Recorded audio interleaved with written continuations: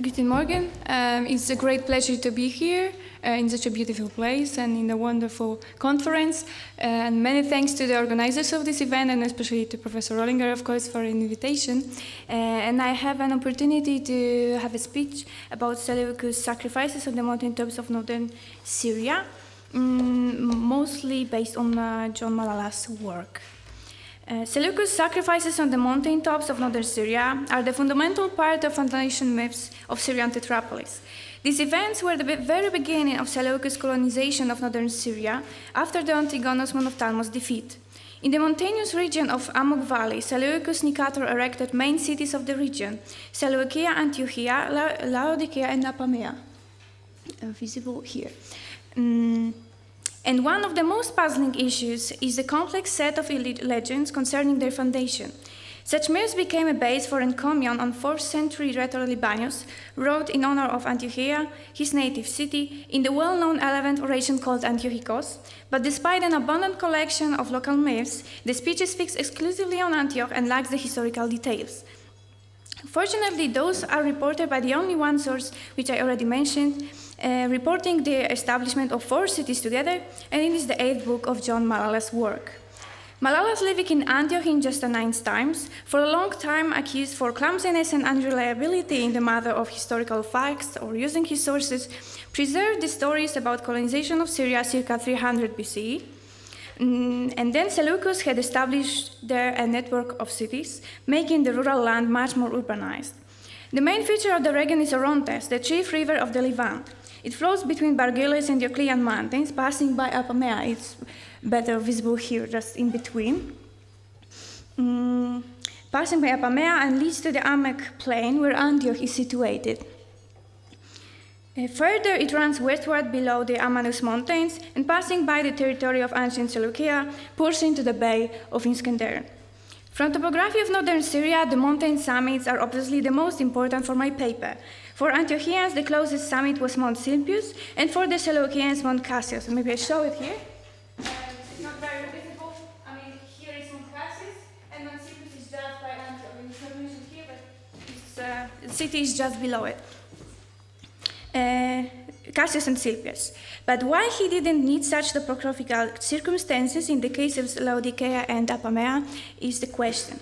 I'll try to put under consideration also the matter of Malala's reliability in referring the foundation sacrifices and his possible sources. According to Malala, Seleucus founded Tetrapolis in the following order: Seleucia, Antioch, Laodicea, and Apamea. Each foundation ritual has the common features. First, the ritual of sacrifice to Zeus, the appearance of the eagle, which is the obvious symbol of the god Jasamot of Zeus, and snatching the meat from the altar by the beard and dropping it in the place desired by gods for the new city. Other ancient authors, like Strabo and Polybius, described rather the topographical features of northern Syria, Seleucia and Antioch in particular, or like Diodorus and Appian, report the historical facts of the city's foundation, especially the fact of destroying Antigonea. But any details are very scarce, therefore we are mostly bound to description of Malala's. He records that the first city founded on the Syrian coast was Seleucia. Yet initially Seleucus, and here I quote, going down by the sea, he saw on the mountain the small city, which was called Palaiopolis, which Cyrus, the son of Agenor, had built. On 23rd Xanthicos, in March, he went to Mount Cassius to sacrifice to Zeus Cassius, end of quote. Then the eagle fell down and snatched the sacrificial meat. Seleucus and his augurs followed the bear down to the sea, below the old trading station Pieria. There Seleucus beats Seleucia, and after 3 days he goes to Iopolis, to Mount Silpius, to give thanks to the festival in honor of Zeus Geranius in the temple built by Perseus. Another sacrifice on the plain was made in Antigonea. Seleucus prayed again to Zeus to find out he should found a city there or build another. This time Eagle seizes the sacrificial meat up to Mount Silpius, where Seleucus was celebrating the Thanksgiving festivities not much earlier.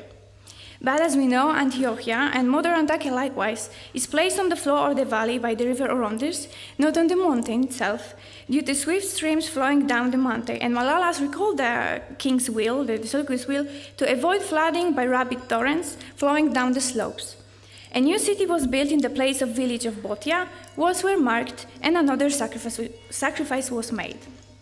When it comes to Laodicea and Apamea, the ritual is a bit different. When the sacrifices to Zeus in the village Mazabda had been made, eagle came again, but Seleucus didn't follow the bird as before. In his pursuit, he met a wild boar, killed it, and founded the city over the animal's blood. For Apamea, on the other hand, the sacrifice was made of bull and goat. This one time, Malala stresses what kinds of meat were offered. The eagle seized the heads of animals and marked the walls. What's worth mentioning is rather eagle which marked the walls, not Seleucus, like it was believed, since Greek text reveals no change in subject. Many questions arise concerning details of these descriptions. First and foremost, it's easy to notice the Greek and Macedonian background of these events. Iopolis, the city of Io, refers to a story of Inachus' daughter, seduced by Zeus and fled from Argos. For both Malalas and Libanius, she arrived from Egypt to Syria, where she died. Argives came to Syrian coast looking for the princess, but finding out about her miserable fate, they settled on the Mount Silpius, built a shrine for Io and a temple of Zeus Nemeus, as claims Libanius, and later renamed to Epicarpius, or, like Malalas writes, of Kronos, Temple of Kronos. Another story, but this time mentioned by Malalas only, concerns Perseus' visit in Iopolis. He is claimed to be a savior of the city thanks to the fact that after his praise, a ball of fire fell from the sky, stopping the overflow of river Dragon, later renamed Orontes. It is surely a symbolic power of Zeus, since Seleucus sacrificed in the temple of Zeus built by Perseus after this event. The vast context of Seleucus' metapoiesis encourages us to ask the questions which beg for answers for too long. Firstly, it's important to recognize the importance of the mentioned mountain summits. The most important seems to be Mount Cassius, which religious importance reaches far in the past.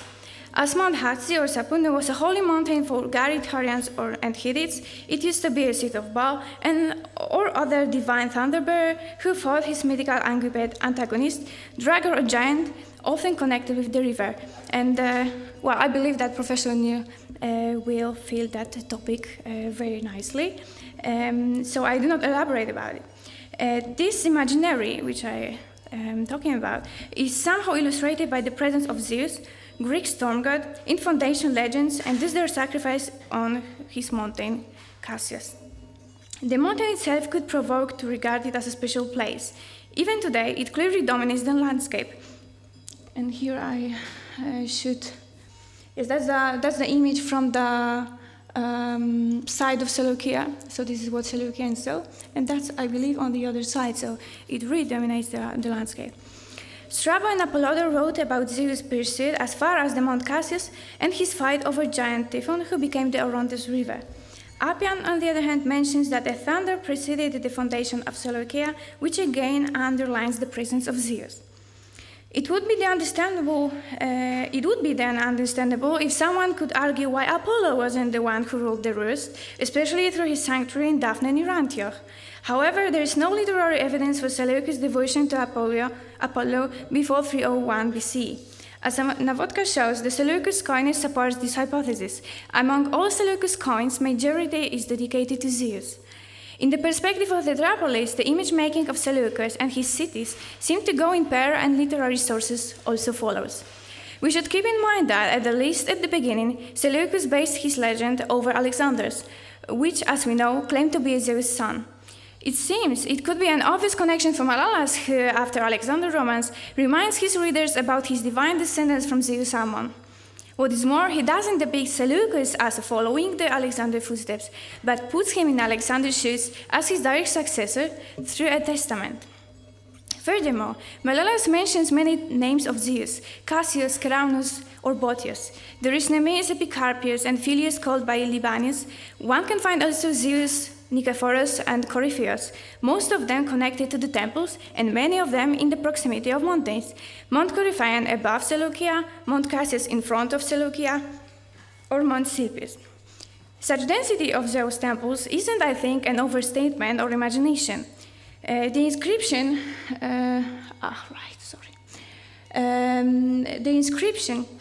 from the 2nd century BC, found in the vicinity of Seleucia, proves the existence of cult of Zeus Olympus, Zeus Coryphaeus, and Zeus Ceraunius. It consists a list of priests, among which we can find those serving Seleucus, Zeus Nicator, or Antiochus Apollo Soter, and Keramnophoroi, the one who carried the thunderbolt. There are two issues to investigate here. First, the link between Seleucus and Zeus, or Antioch and Apollo, seems to be a part of the ideology of first Seleucids, not exclusive Syriac motive. In fact, the so-called Borsippa cylinder in Babylonia indicates the similar links, Seleucus Zeus Marduk and Antiochus Apollo Nabu. Second, the Keramnophoroi remind of festivities in honor of Zeus Ceraunius celebrated by Seleucus on Mount Silpius, and perhaps there was a temple on the hill, although there is no archaeological attestation found under or on the mountain Silpius. But the Syrian inscription made by Seleucus for Philopater, to come back, shows that the municipal cults of Tetrapolis were connected around Zeus, not Apollo. The tendency of Zeus' domination in the region was also continued by a temple of Olympian Zeus founded in Epiphania, new district of Antioch, built by Antioch IV Epiphanes.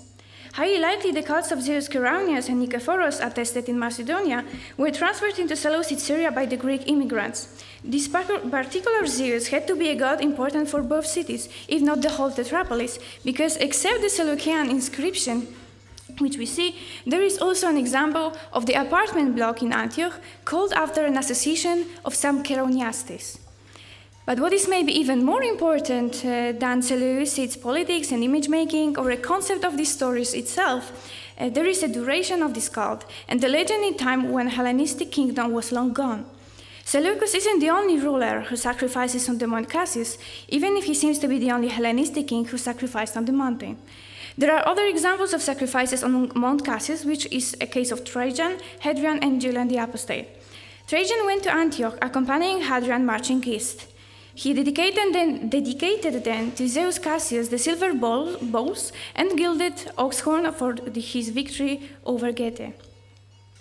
This gift seems peculiar to Lane Fox, who looks for old Hittite tradition of offering the ox horns as an explanation, but I'd rather presume that maybe the Seleucus foundation legends and local cults were of bigger significance here. Especially when we take a look on the coin struck by Trajan with the image of thunderbolt of the shrine of Zeus, which imitates the Seleucus coinage. And actually the coinage begs for another research in this subject, so just for comparison. The same god was important for him even more after he had survived a massive earthquake in Antioch on December 115 CE.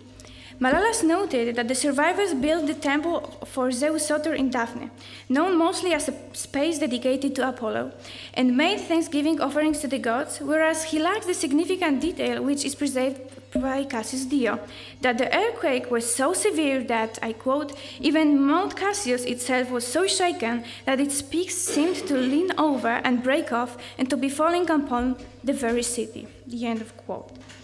Furthermore, we know from Historia Augusta that Hadrian too climbed the mountain at night to see the sunrise, and when he was making a sacrifice, I quote again, a storm arose, and a flash of lightning descended and struck both the victim and the attendant, the end of quote.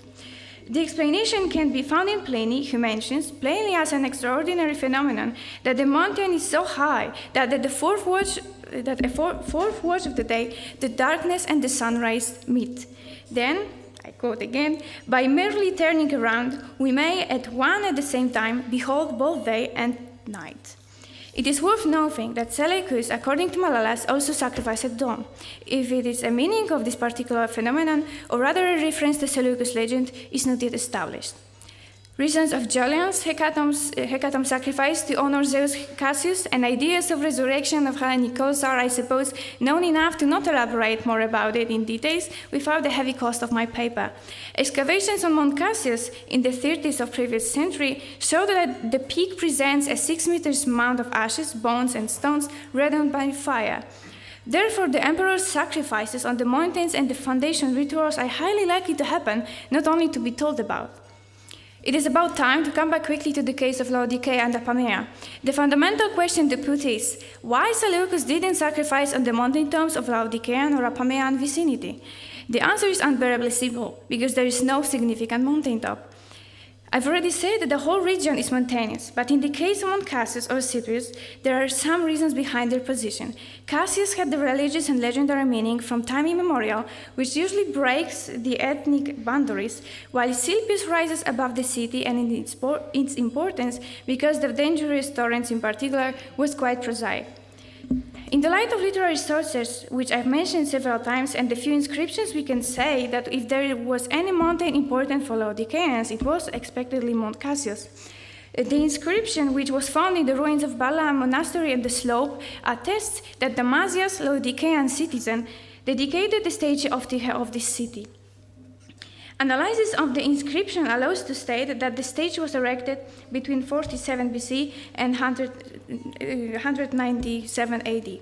The fact that citizen claims to do it with the permission of the Council of Seleucia suggests that the sanctuary could be under Seleucians, not Antiochians' authority, but the founder of inscription is Laodicean, hence the place was surely a public space. It clearly supports the hypothesis of importance of the mountain and the cult attached to it for the whole vicinity, not one city only, even if it was maintained by Seleucia alone. Last but not least, the foundation of Apamea is as simple in contents as difficult in its interpretation. There was no significant mountain in its vicinity. There is, although, one iconographic source important for this paper, a mosaic stolen from the archaeological site in the city and never retrieved by Interpol. We have only the pictures made by thieves possibly for the auction. The contents of mosaics are even more spectacular than the story of the object, because this is the only mosaic representing the foundation of the city. Among three parts, there is a scene of foundation of Pella by legendary Archippos with a company of Antipater, not Antigonus, and his son Cassander. Archippos holds the sacrificial vessel above an altar on which lies a bull's head. The ritual is also disturbed by the eagle, which just dropped the animal's head. And I'm sorry for the quality of this photo, but it's difficult to get a better one. But the eagle is here. It's difficult to see, I know, but well, they investigated the mosaic for so long that I think we should believe them. The result, though, inconsistency between Malala's text and the mosaic. Depiction shows that foundation of Pella and below. The foundation of Apamea, it's here, by Seleucus, with the generous funding by his wife Apama. Recognition of the mosaic is, as a historical sources, is tempting in situation of nearly lack of other testimonies, but it shouldn't be that haste. The earliest literary source which concerns these events is 2 centuries later than the mosaic. Additionally, the scenery and the purpose of such imaginary is rhetorical and epideictic, as Olszewski and Hutt also summary. It is undoubtful, though, that the decision of ordering and paying for a mosaic represented memory, history, and personal ambition, which are the constitutive elements of the elites. It wouldn't be wise to completely neglect the similarities between Malala's descriptions and the mosaic iconography, because it clearly shows that the former wasn't merely an imagination, but was recognized by the inhabitants of Northern Syria. I suppose I may summarize that the multiplicity of evidence, iconographic and epigraphic, supports the positive judgment of Malala's reliability in description of Seleucus sacrifices on the mountains of Northern Syria, which are part of foundation myths of Seleucia and Antiochia. It occurs to me that these legends and the municipal cult of Zeus surely were continued for a long time to the Roman period. The symbolic imaginary inspired by Alexander and chosen by Seleucus was followed by Roman governors of Syria and was plainly known for Antiochians themselves. John Malala, since the 6th century, seems to be well aware of the cultural outlook of the city, its beginnings, and the continuity of these traditions through ages. He consciously emphasizes the presence of Zeus in Seleucus' foundations because he well knew the roots of its cult, attached mostly to Mount Cassius. The description, with so many mythical and legendary connotations, in the light of many presented sources and contexts, regains its authenticity. Only one question remains: who was Malala's source? One is to admit there is no name mentioned for the foundation and sacrifices in particular. However, he mentions Pausania straight after it. Pausanias of Antioch, who is estimated to write between 2nd to 6th century, which is a wide range, I admit, was Malala's compatriot and clearly made a work about the local history called Peri-Antiochias or Peri-Antiochias Ctesias. As Van Nuffelen recently pointed out, Malala declares his local Antiochian focus in the very preface when he mentions a list of main authors he uses, Pausanias among them. Accordingly, he clearly indicates he wrote down the events, I quote, which came to his hearing, it was my hearing, he writes, declaring usage of oral tradition as well. What deserves further research is an importance of such stories for the identity of Antiochians and the Northern Syrians in late antiquity, and the question of Malala's motivation in explaining the old Hellenic myths and customs. Some of them may be still recognizable, at least in the cultural background of the city in the just named times. Thank you very much for your attention.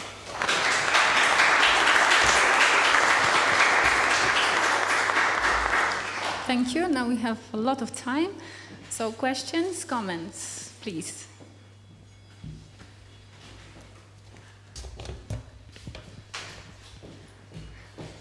Someone has to start. Yes, obviously. Thank you, Paulina, for your interesting talk. I have a question which is concerned to something we have already been talking about, that is beyond these different layers of sources which Malalas are using. Do you think, are there also indications in that story that hint at, let's say, at Malala's own time? I mean, especially, if you consider what happened, let's say, in the first half of the 6th century AD, and especially if you think, that Antioch has been seriously ravaged by the Persian army, by Khosroes I, so there might even have been, this heart of the empire. Antioch was one of the largest cities that just became under danger, so that this was also, let's say, a moment to show the importance of the whole region, of the topography of the region, of its deeply being rooted into the history, so that it would also make sense, from a contemporary view, so that we can also grasp something about Malalas, not only via Malalas to the more ancient times towards Seleucus, Trajan, and Hadrian, for example. You, of course, thank you for a very interesting remark and question. And of course, you're right. I think you're right, especially that there is a visible switch in Malala's studies in general from what Malala wrote or what he didn't wrote, rather, and why he mistaken something and so on, rather into why he did it and to whom he did it. And this is partly my attitude here as well, to whom he wrote it, actually, because he very often, for us, it's like forgetting, or that he didn't mention his sources, right? But he clearly sometimes say that something is obvious, or people who read his work, right? He knew about it. So actually, it is a very, very interesting remark, and I really should. I think I will investigate it more in the to compare like the Hellenistic times, right, to the 6th century, and I think it is visible there. Because actually, what could be any other reason, right, for elaborating so much about the mythical foundations, right? I mean, the background is so vast of mythical legends, and even intertwined with a biblical tradition, right? He mentions at the very beginning there were giants in the Bible, and later he mentions there were giants in Antioch. I mean, it's absolutely impossible to avoid the connotation, right? So for sure he does it. Thank you. Questions, comments?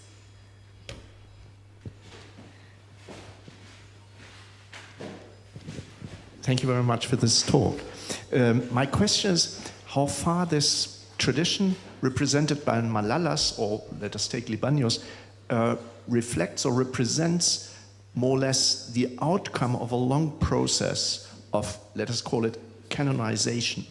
That means that we have a very late, a very learned view of how the beginnings of Seleucid Syria started, and more or less putting all these foundations in one particular stream, and so they're canonized in the way that they all have similar foundation stories, and that a lot of this history and of the early history very likely has disappeared because it was not useful, it was not fitting into this canonization process. When we look at, for instance, at Libanius and his Antiochikos, then we see that there's so much missing in the history of Antioch. Not only does there not appear any trace of Christianity, no church, etc., but we see that other episodes, important episodes, the Severan impact on Antioch, etc., they are simply missing. So, in a way, the Malalas could simply represent a very late pagan, let us call it pagan or whatever, or traditional view, which filters out other elements of history and deliberately filters out in order to give a pure reconstruction of history. Exactly. Thank you very much for that question.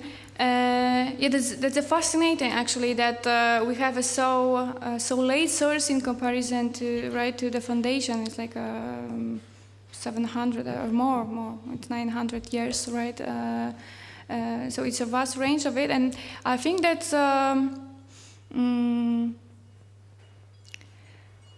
Well, I think that it's really easy to maybe get rid of that importance. What you mentioned, right? Libanius mostly it is in common, right? So in his rhetorical artistry, I think like for us it's like by accident, right? He reports the foundations, but Malalas, I think here. I'm sorry.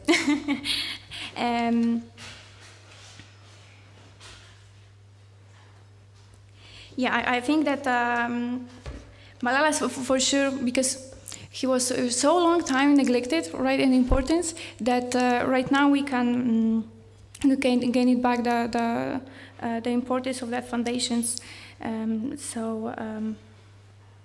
All right, sorry. I think I'll. You do not have to be nervous, Paulina. This is just a nice conversation. Right, I'm sorry. No. Could you repeat it, maybe? There's no reason. So Perhaps I could put the question. Yes. Again, if you, I'm sorry. I tried to put the question another way. How far do you think is this construction, pure construction, what we see and read in Malalas? So how much is of Malalas? Is legend and is constructed legend? Okay.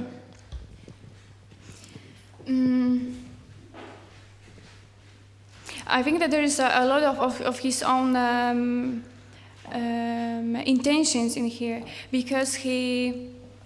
Yes, exactly. And because he, from the very beginning, he indicates the importance of the place, for example. So he reaches really far in the past, even, like I said, to the biblical times. I mean, because he wanted to underline the importance not only of Antioch, but of the whole region, actually.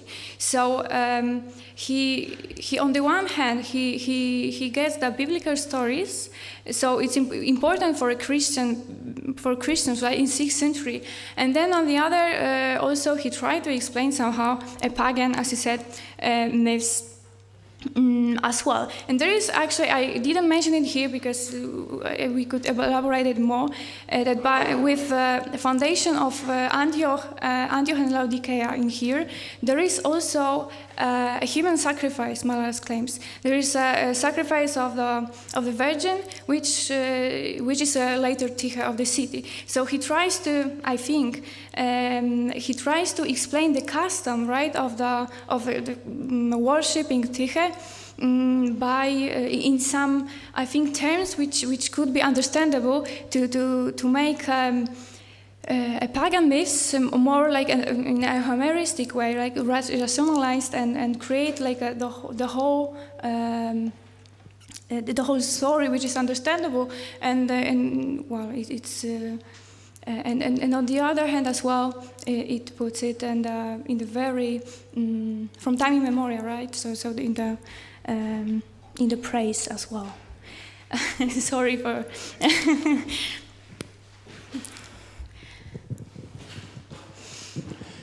I think this question which you ask is really crucial. That is, how much is the original, if I may say, historical tradition, and how much is as you said, very clearly constructed. That is, this way of selection as to fit certain preconceived idea. Because statistically speaking, 100% of Greek pagan literature is disappeared. Yeah, out of, if you think that the Library of Alexandria had 1 million scrolls, which is 300,000 books, and we have 80, right? So this, statistically speaking, we don't know simply.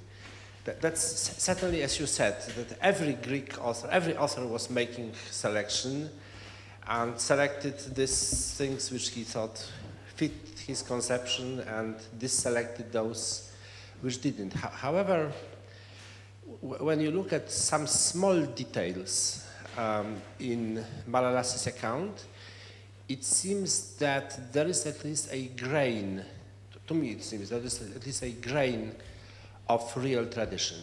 For instance, when you look how he describes the foundation of Antioch and Daphne, it is, he mentions things unobvious. For instance, the oracle received from Miletus.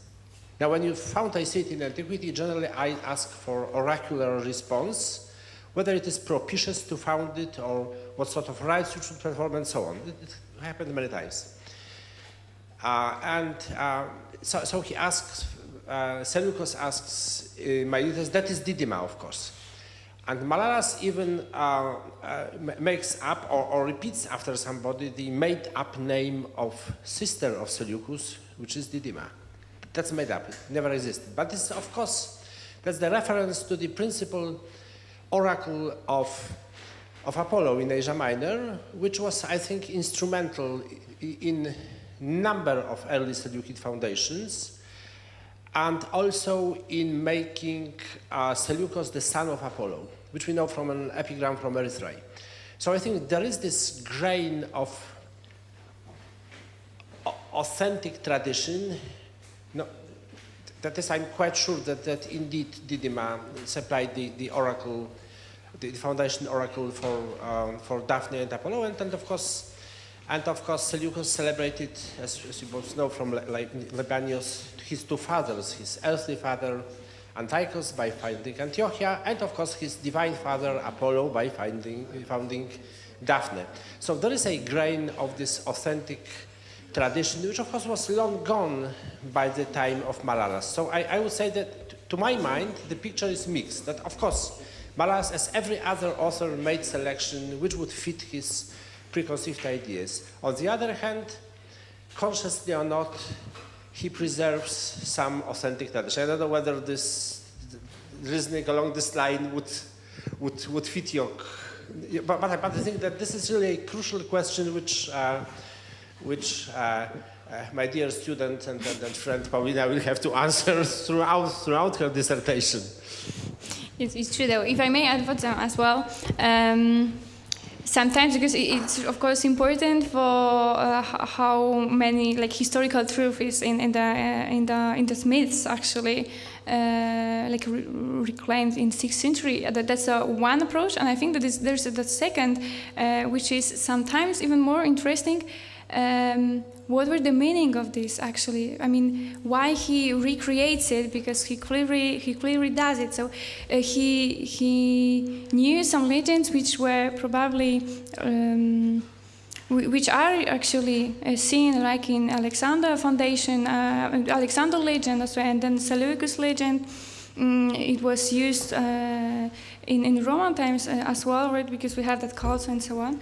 But in the end, when the word is Christian already, it didn't disappear like at all. So why he did, and maybe that was a part of identity of the city then, which lasted. I mean, that's of course I risk that statement right now because it needs a further research, of course. But still, that's always interesting for me.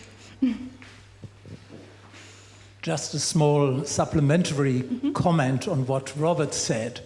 As far as the campaign of Khosrow I is concerned in the 6th century, what we know from Western sources is that Khosrow behaved not only like a Near Eastern king or regent, but also like a better Justinian, one might say.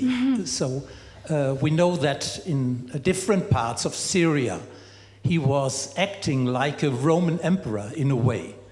And this is one point. And the other point is that in the Eastern sources, it is said that Khosrow deported parts of the Antiochian population, and he built a new Antioch in Persia, which was called the Better Antioch of Khosrow. So perhaps the idea of the founding of a city, or of the new founding of Antiochia, is also in a way influenced by this fact that there was a new Antioch in the East. Thank you very much for that remarks. Of course, we have to. I'll take it under consideration, and yeah, about that creating a new Antioch, right? As you said, we were talking about with Professor Daria as well. He mentioned that I think it is very important to maybe compare it even, right? So I have that in my mind very deep. So thank you very much for that remark. For sure, I'll fill it with that. Okay, thank you. We have a few minutes yet. So questions, comments? Okay, so thank you very much. Thank you very much.